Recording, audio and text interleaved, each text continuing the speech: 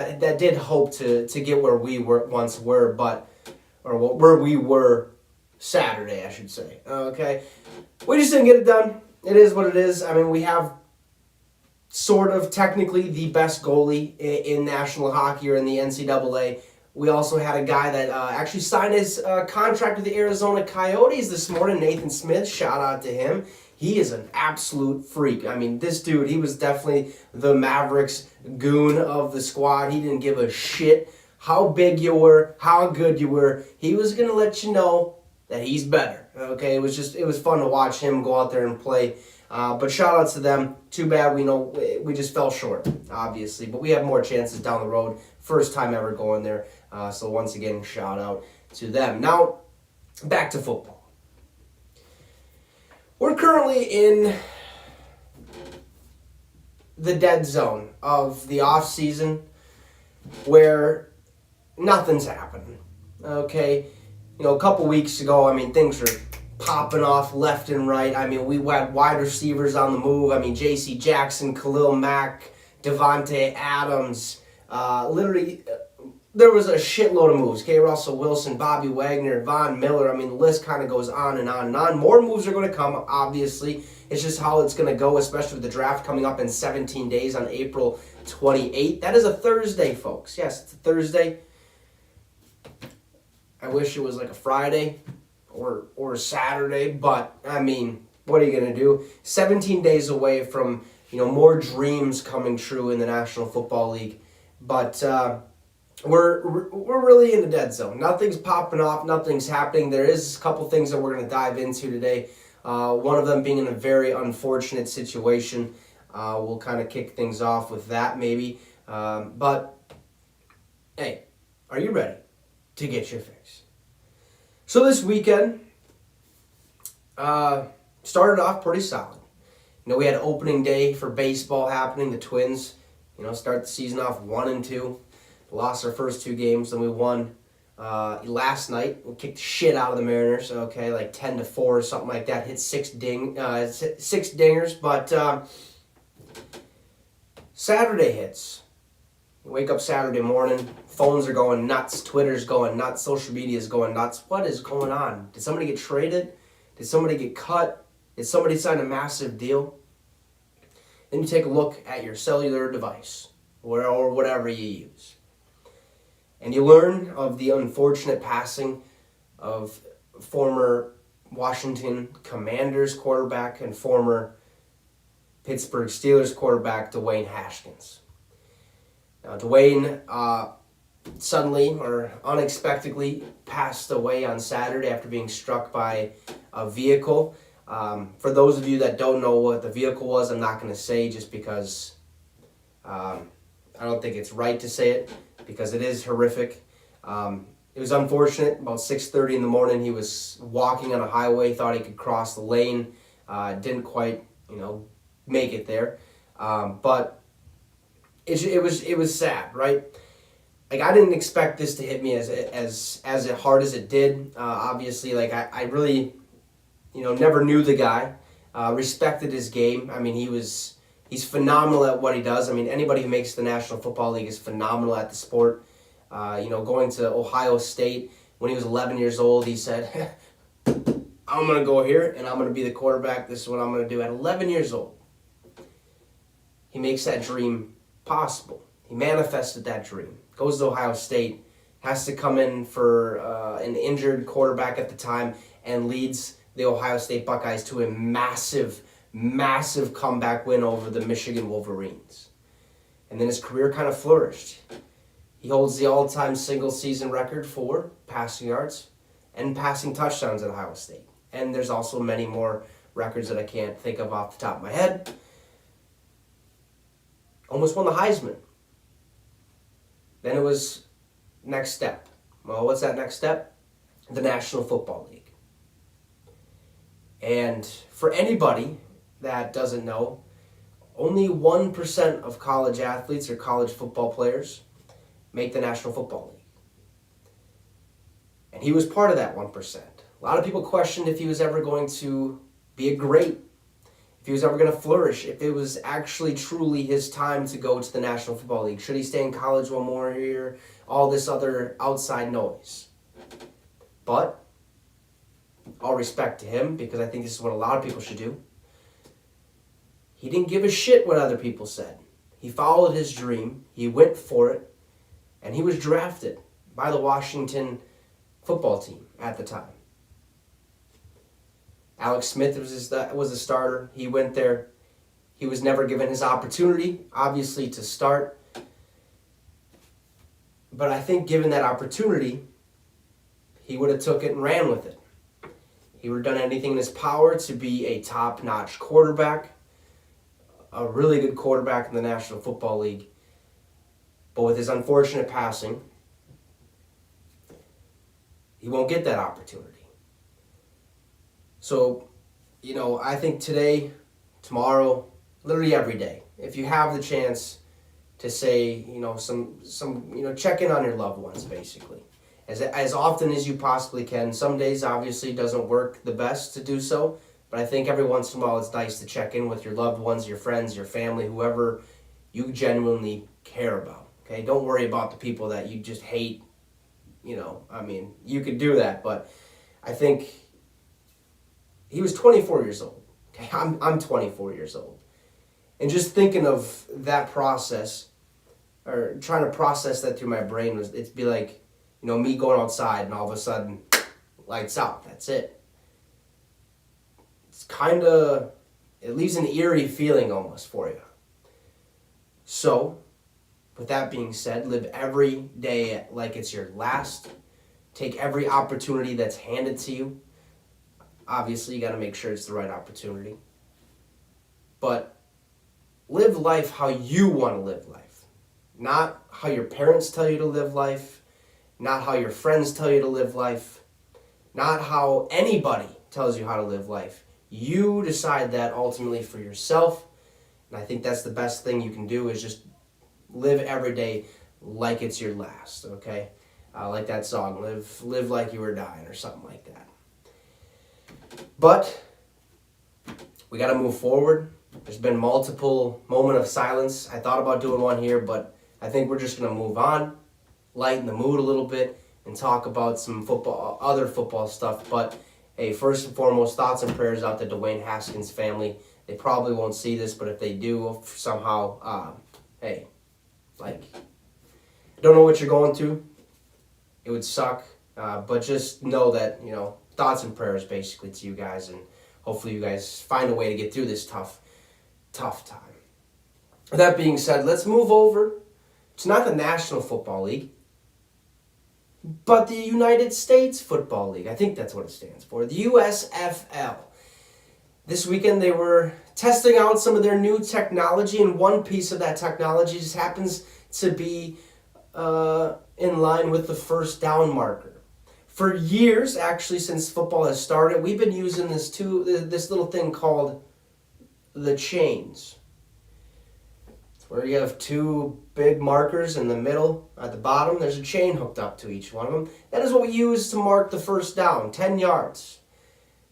And if a guy gets tackled, say this is the line right here, and they mark the ball right here, they're like, all right, bring in the chains. Come on, all right, we stretch it out. Oh, he's short by an inch. Well, the USFL said, all right, listen, we're in 2022. We have better technology nowadays. We're going to go ahead and use that technology to our advantage, so we don't have to, fuck around with the chains anymore. Okay, we shouldn't have to do that. I think it's just another. It takes up too much time in the National Football League to go out there and really measure it with the chains. So the USFL has decided to use a microchip that is placed inside the ball. And what this chip does is it basically, I don't know how to word this, but it knows exactly how big the ball is and where the ball is when somebody is tackled or where it hits the ground and stuff like that. It can sense the whole of the ball. So what the USFL is going to do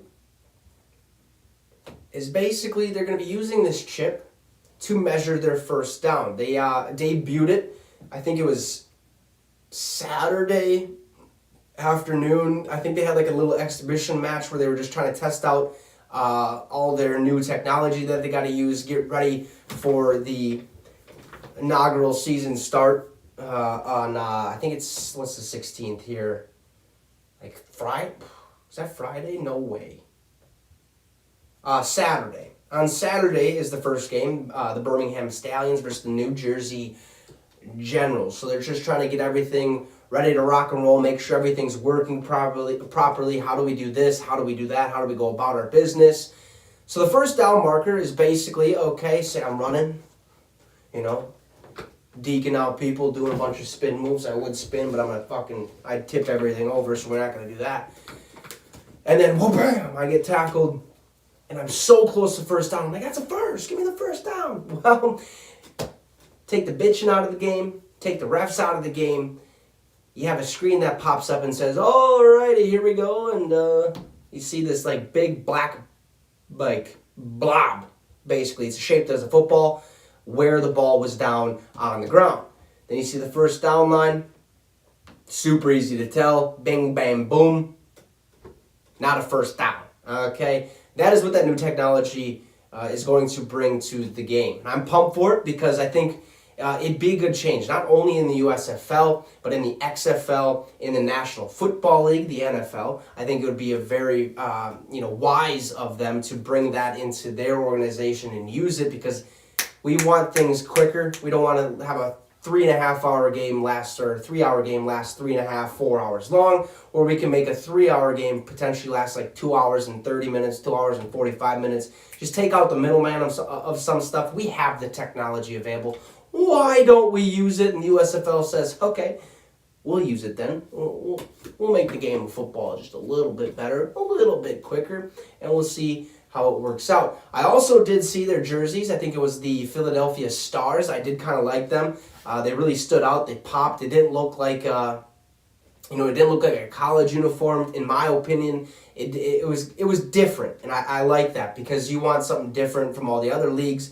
The XFL has their own style. The NFL has their own style, and obviously now the USFL has their own style. So I'm pumped for it. I'm excited for it. As soon as I seen that first down technology being introduced, I was like, okay, this we can work with this because replays, right? Replays in the National Football League, it takes too long to figure out what the hell just happened when now we have a microchip in the ball. Okay, he was down. It's about 6 inches short. Let's put it there. Sounds good. Let's keep it moving, and then we can get in the huddle. All right, we're going to blue right, red right, 26, kick, whatever you want. Ready? Break. All right, let's go up to the line and do this whole thing all over again instead of sit there twiddling our thumbs for fucking 5 minutes, knowing on the first time we've seen it, that ain't a first down. And then sitting there for another 5 minutes, waiting for the refs to, okay, yeah, let's run it back.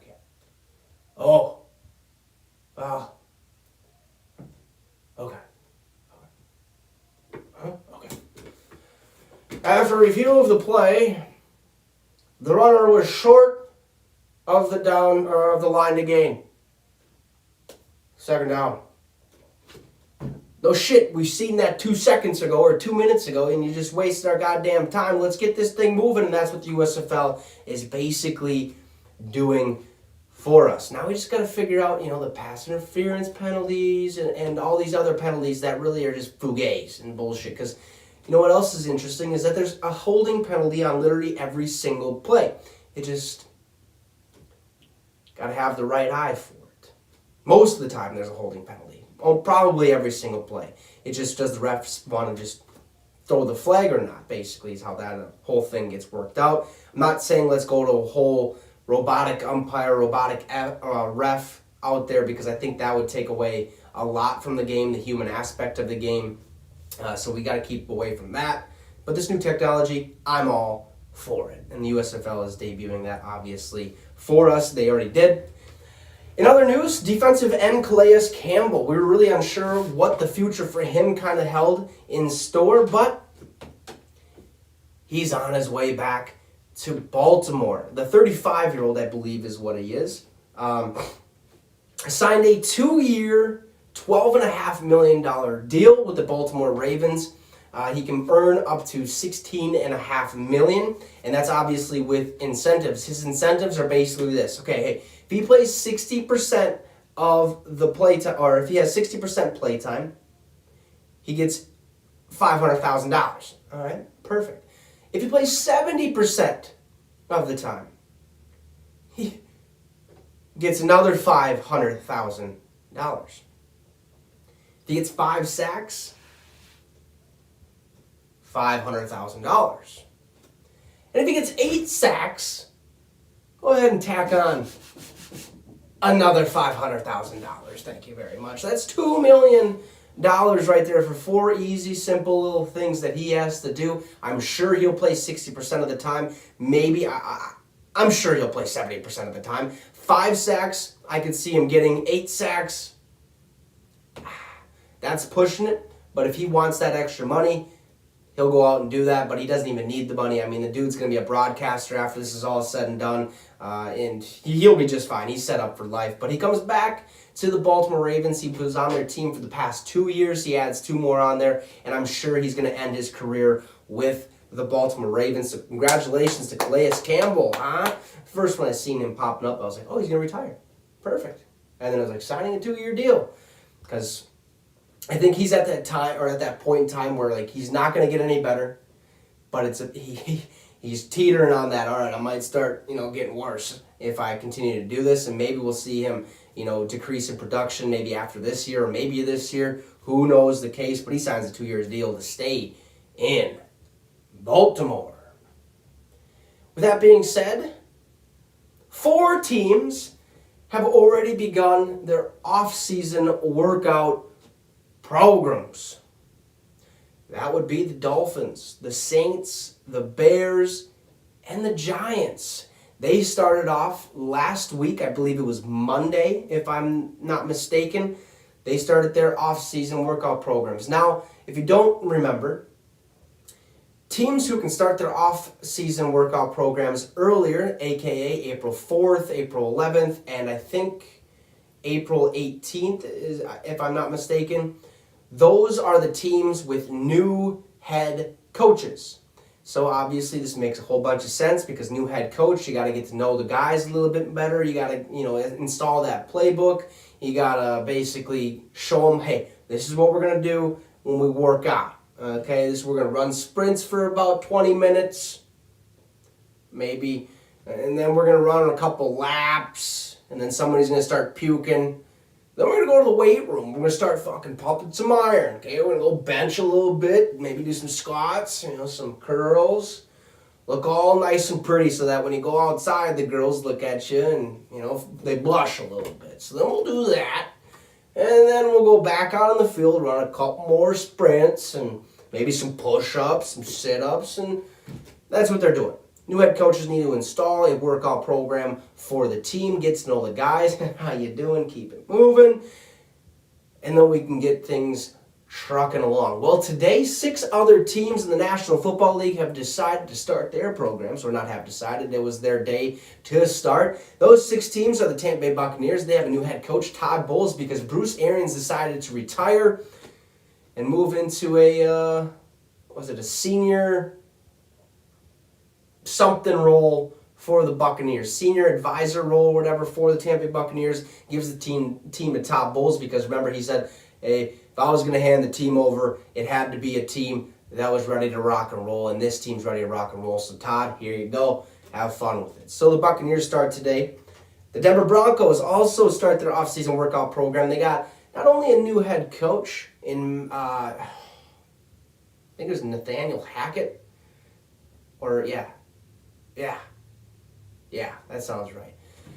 But they also have a new quarterback in town, okay? Russell Wilson. I mean, they have to get things, amped up a little bit. Russell's got to be a leader. He's got to know this program like the back of his hand, basically. He needs to know this. The Broncos need to know this. The Jacksonville Jaguars also start their program when they have a new head coach, Doug Peterson.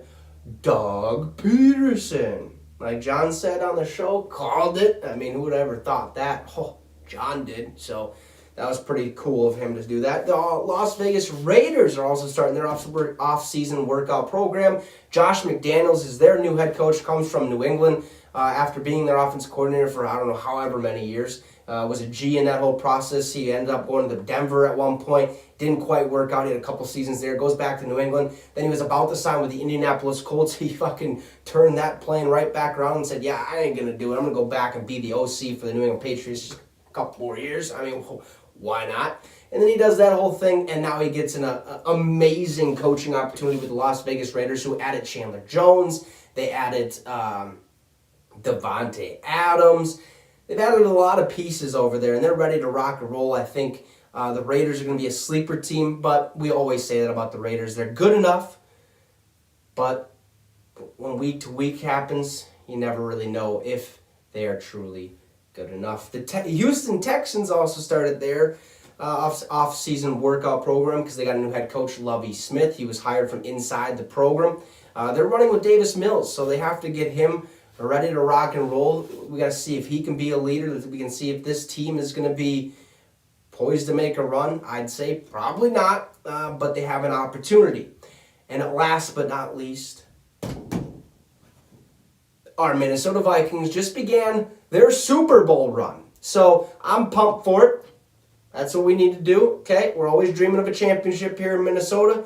And, hey, the Timberwolves are in the playoffs. They play tomorrow against the Clippers. If they win, they play the Memphis Grizzlies. If they lose, they play the loser of, I think it's the Pelicans and the Spurs or something like that. And then if we win that, we play the Suns. So, I mean, good luck, but let's go win a championship, huh? Minnesota Wild are currently in the playoff contention. Hey, go win Lord Stanley's Cup, huh? Let's go do that. And then we got the Minnesota Twins. They just started their season. When our offense gets going, folks, watch out. Okay, let's go get a World Series, huh? And then the Vikings, let's win a World Series. Let's have every team in Minnesota just win a championship. And I'll be good for the rest of my life. Who knows if that'll happen? Probably not. Just the probability of that happening, there's no way. But we started our Super Bowl run today because we have a new head coach, Kevin O'Connell. We also have a new GM, Kwesi Adolfo-Mensah. Pumped for him. Pumped to see what this team has in store for us. We've got multiple pieces. Need to bring some more in. Potentially Tyrann Mathieu, or we wait till the draft, get Derek Stingley Jr. or Ahmad Sauce Gardner, or Andrew Booth Jr. from Clemson. So I'm pumped for it. I'm ready for football to start. The draft, again, is Thursday, April 28th. That's 17 days away, and I'm so pumped for it. But with that being said, 17 days from the draft show that we're going to have basically being put in place that night, where we are going to dive into the draft picks. Pretty simple, okay? Whoever gets drafted number 1 overall will sit there and be like, oh, okay, yeah, we've never seen that coming. What are your thoughts on this, John? Huh? And then we do all that whole spiel. So I'm pumped for it. Football is right around the corner, but we're in that dead space right now, that dead zone. We'll have to figure out some things to talk about. Maybe do a mock draft where I get like 1 through 10 to you guys. Maybe do a couple of those. Who knows what is in store for the show. With that being said, that is all I have for you guys today. Not a lot going on. T's and P's to Dwayne Haskins' family yet again. 24 years old, just way too tragic. Tell your loved ones that you love them, or that you're thinking of them, or anything you want. Make sure you're keeping in touch with those people that you consider your loved ones, basically.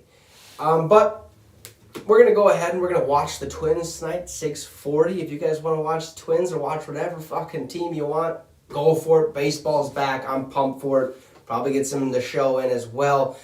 Enjoy the beautiful day. I mean, it was 62 degrees today.